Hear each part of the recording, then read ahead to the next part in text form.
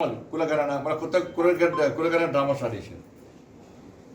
కులగణన వేరు, కులగణనకు సంబంధించి సర్వే వేరు, రెండింటికి తేడా ఉంది.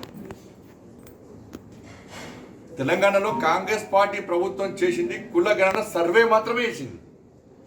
ఎగ్జిట్ పోల్ చేస్తాం, ఎన్నికల సర్వే చేస్తాం, అక్కడ 50 మందిని, అక్కడ 50 మందిని, అక్కడ 50 మందిని చేస్తాం.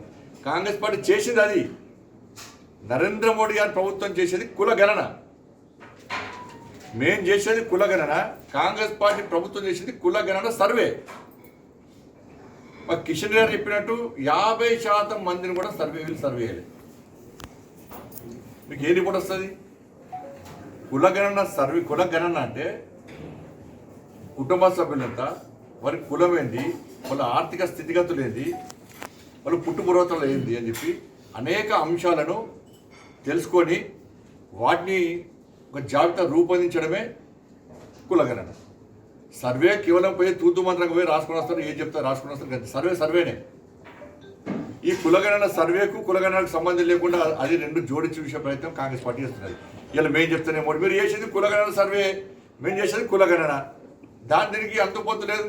దాని భేదం ఏదో తేడా ఏదో తెలుసుకోలేక మూర్ఖత్వంలో కాంగ్రెస్ పార్టీ నాయకులు ఉన్నారు.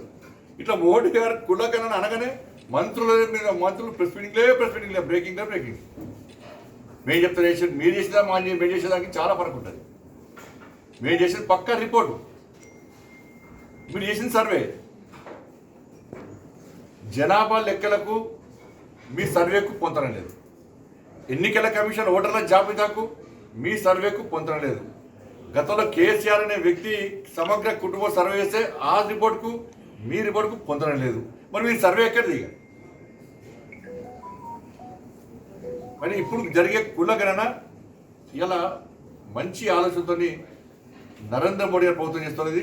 వాళ్ళ తెలంగాణ రాష్ట్రంలో కాంగ్రెస్ పార్టీ ప్రభుత్వము కులగణన సర్వేతో బీసీలకు అన్యాయం చేసింది కాబట్టి ఈ కేంద్ర ప్రభుత్వం చేసే కులగణన ద్వారా బీసీలకు న్యాయం జరగబోతున్నది. బీసీలకు న్యాయం పక్కా జరగబోతున్నది. బీసీ పాపులేషన్ తగ్గించారు, మీరు 42% రిజర్వేషన్ ఇస్తున్నారు అన్నారు.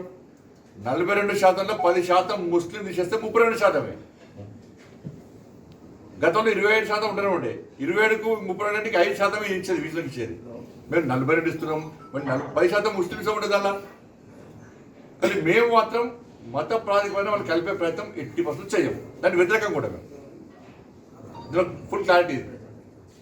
కాబట్టి ఇవన్నీ మేము మాట్లాడేది, ఇవన్నీ చర్చ జరగకుండా వాళ్ళ మోసం చేసే ప్రయత్నం, ప్రజలను నమ్మించే ప్రయత్నం కాంగ్రెస్ పార్టీ ఇస్తుంది. కులగణన సర్వేకు చాలా మధ్యలో తేడా ఉంది. మేము చేసేది కులగణన, బీసీలకు న్యాయం జరిగేటువంటి అవకాశం ఇప్పుడు వచ్చింది. కాంగ్రెస్ పార్టీ అన్యాయం చేసింది, ఇప్పుడు న్యాయం జరిగేటువంటి అవకాశం వచ్చింది. ఇది కాంగ్రెస్ పార్టీ నాయకులే స్పష్టం చేస్తున్నారు చాలా సందర్భాలు. అవును, వాస్తవమే బీసీలకు అన్యాయం జరిగింది.